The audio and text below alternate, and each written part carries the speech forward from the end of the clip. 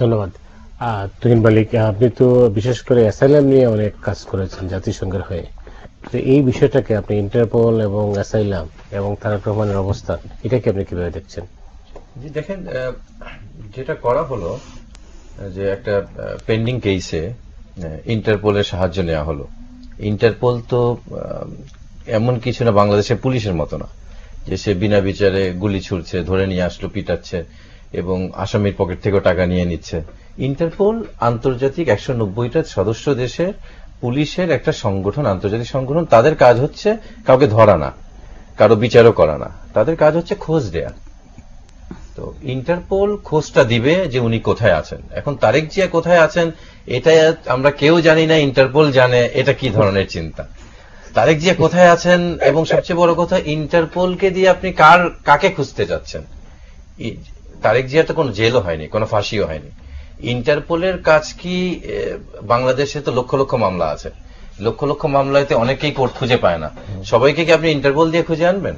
ইন্টারপোলের কাজটাই হচ্ছে যে ট্রান্সন্যাশনাল ফিউজিটিভ অফেন্ডার, যারা খুব বড় মাপের একটা দেশের সার্বভৌমত্ব কিংবা আইনের বড় ভিত্তিতে যারা কাঁপিয়ে নিচ্ছে, ধরেন ওসামা বিন লাদেন কিংবা আমাদের বঙ্গবন্ধু হত্যা মামলার কিংবা বাচ্চু রাজাকারের ক্ষেত্রেও ইন্টারপোল দেখা গেছে। তো এই ধরনের দ্বন্দ্বপ্রাপ্ত লোককে খুঁজে আনার জন্য তারা সহায়তা করবে তথ্য দিয়ে। এখন আপনি পেন্ডিং কেসে যার কোনো বিচারই হয়নি তাকে আপনি করবেন, এটা পৃথিবীতে ইন্টারপোলের জন্য একটা হাস্যকর বিষয়। এমনি আমাদের পুলিশ নিয়ে তো হাসাহাসির বিষয় আছেই। তো আমাদের পুলিশের 190টা দেশের মধ্যে আমরা জানি না নাকি না চাঞ্চল্য সৃষ্টি না, এটার একটা মজা তারা রেখে দিয়েছে যে আপনি যদি বলেন আবার স্থূলভাবে বলতে হয়। স্থূলভাবে বলতে গেলে আবার কিছু কথা চলে আসে, যে ধরেন এক ছাত্রকে টিচার জিজ্ঞেস করলো যে ডাক্তার আসিবার পূর্বে রোগী মারা গেল, এটা ট্রান্সলেশন ইংরেজিতে করো। তো সে বলে আমি তো ইংরেজিও জানি, আরবিতেও জানি। আরবিতে বলি, বলে তুমি আরবিতেও জানো, বলো আরবিতে। বলো ইন্না লিল্লাহি ওয়া ইন্না ইলাইহি রাজিউন। ডাক্তার আসিবার আগে রোগী মারা গেল। তো আমাদের মন্ত্রীদের অবস্থা এরকম হয়ে গেছে, তারা শুধু আইনও জানে না, আইনের ব্যাখ্যাও তারা জানে। যেমন মহিউদ্দিন খান আলমগীর, উনি বলে দিয়েছেন সংবিধানে যেখানে জরুরি অবস্থার একটা বিধিবদ্ধ রাষ্ট্রপতি ঘোষণা করতে পারে, ওনার মুখে আসলো, উনি চিটাগাং গিয়ে বলে দিলেন, এটাই আইন হয়ে গেল। আরেক মন্ত্রী, একজন দর্শক লাইনে আছেন, আপনার কাছে আসছি। জি, হ্যালো। আসসালাম। স্যার, আমি বাহরাইন থেকে বলতেছি। আমার নাম মুশতাক রহমান। জি। আচ্ছা, আমার জন্মস্থান হলো পঞ্চগড় জেলা। জি, বলেন। আপনার কাছে একটা প্রশ্ন স্যার। বলেন। এই যে দেবাশিস রায়ের কোর্টে মামলা করলো, মামলা করার পরে এমকে আনোয়ারকে অ্যারেস্ট করা হলো, কিন্তু তার নামে তো সুষ্ঠুভাবে বিভিন্ন পত্র পত্রিকা এসেছে যে দেবাশিস রায়ের নেতৃত্বে পবিত্র কোরআনগুলো পুরা হয়েছে 160 জন নেতৃত্বে। একজন মানুষ অপরাধ করার পরে। হ্যালো। জি জি, বলুন। জি স্যার, মতি ভাই ভালো আছেন আপনি? জি, বলেন। জি, আছি আর কি। জি জি, আমার প্রশ্ন হচ্ছে আমরা কি পদ্মা সেতু এবং রেল কেলেঙ্কারির কি আমরা কোনো সুবিচার পাবো, দেখতে পারবো এগুলোর কিছু?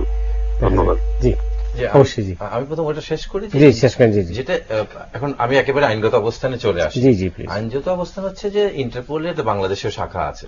এখন যে রেড অ্যালার্টটা করা হয়েছে, এটা বাংলাদেশ অফিস থেকে ফ্রান্সের মেইন অফিসে যাবে, সেখান থেকে জানানো হবে যে উনি কোথায়। কিন্তু প্রবলেমটা হচ্ছে ইন্টারপোল তো তাকে ধরে আনতে পারবে না, প্রথমত। দ্বিতীয়ত হচ্ছে উনি ওখানে দুটা স্ট্যাটাস ওনার ওখানে রয়ে গেছে। একটা তো হচ্ছে উনি বাংলাদেশে থেকে যে পলাতক, যদি পলাতকও হয়, আপনি যেদিন মামলাটা পিটিশনটা দিল দুদক, যে কারণেই দেখ না কেন, নির্বাহী আদেশে দেখ, যে কারণে দেখ না কেন, এটার জন্য বিরোধী আসামি পক্ষে কোনো সময় দেওয়া হয়নি, হিয়ারিং এর কোনো সুযোগও দেওয়া হয়নি, না দিয়ে অর্ডার দিয়ে দেওয়া হলো। তো উনি পলাতক কিনা জানতে হবে। তো প্রথমত উনি উচ্চ আদালতে জামিনে আছেন। দ্বিতীয়ত হচ্ছে যে সেই সময় তত্ত্বাবধায়ক সরকারের সময় উনি স্বরাষ্ট্র মন্ত্রণালয়ের নির্বাহী আদেশ নিয়ে কিন্তু বাইরে আছেন। এখন ওখানে আবার এক্স্যাক্টলি ওখানে উনি অ্যাসাইলাম সিক করেছেন। হোয়াট এভার, অ্যাসাইলাম সিকিং এ অনেকগুলো রিজন আছে। আপনি সবচেয়ে বড় রিজন হচ্ছে যে পলিটিক্যাল ওপিনিয়নের কারণে যদি কাউকে পারসিকিউটেড করে, নিগ্রহ করে, তাহলে উনি এই প্রোটেকশনটা পাবেন। শুধু প্রোটেকশন কি, একটা ফ্রেঞ্চ একটা টার্ম আছে আমাদের কাস্টমার ইন্টারন্যাশনাল লতে, ওটাকে বলা হয় প্রিন্সিপাল অফ নন রিফুলমো। কাউকে সেই দেশে প্রেরণ করা যাবে না যেই দেশে তার নিগ্রহ হওয়ার ভীতি আছে। এটা ব্রিটেন তো দূরের কথা, জাতিসংঘও পারবে না। কারণ 1951 কনভেনশনে এটা একটা স্পষ্টভাবে সমস্ত দেশ এটাকে সিগনেটারি স্টেট এবং ইন্টারন্যাশনাল কাস্টমারি ল হিসাবেও যে আমি ওই লোককে সেই দেশে প্রেরণ করতে পারবো না যেখানে তার নিগ্রহ ভীতি রয়েছে।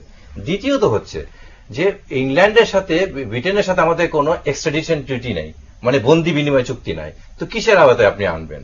এবং সর্বোপরি হচ্ছে যে আপনি যে তাকে যে আনবেন, যে মামলার কথা বলছেন, এই মামলায় যদি সর্বোচ্চ শাস্তির বিধান থেকে যায় তাহলে কিন্তু ইউরোপের কোন দেশ সেই দেশে পাঠাবে না, যদি যেহেতু তারা আপনার ওই ক্যাপিটাল পানিশমেন্টটা পছন্দ করে না। এখন এটা কেন করা হয়েছে?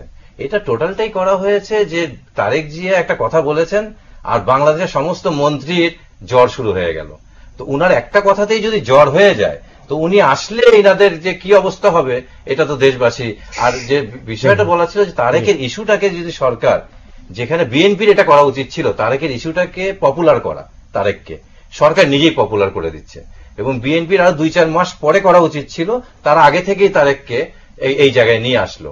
এবং তারেকের ব্যাপারেও যেটা হাওয়া ভবনে যারা সুবিধাবাদী ছিল তারা তো তারেক জিয়ার আপনার ইমেজ বিল্ড আপের জন্য কোনো কাজই করেনি। যারা সুবিধা নিয়েছে প্রত্যেকেই আরামে আছে, বরঞ্চ গত 4.5 বছরে তারেক জিয়ার ইমেজ বিল্ড আপের জন্য একটা সিঙ্গেল ইনিশিয়েটিভ তারা করেনি। এই কাজটাতে, সরকারের এই কাজটাতে তারেক জিয়ার পক্ষে অনেক বড় একটা ক্যাম্পেইন হয়ে গেছে। নুরুল কবির, দর্শকের দুটো প্রশ্ন ছিল। M K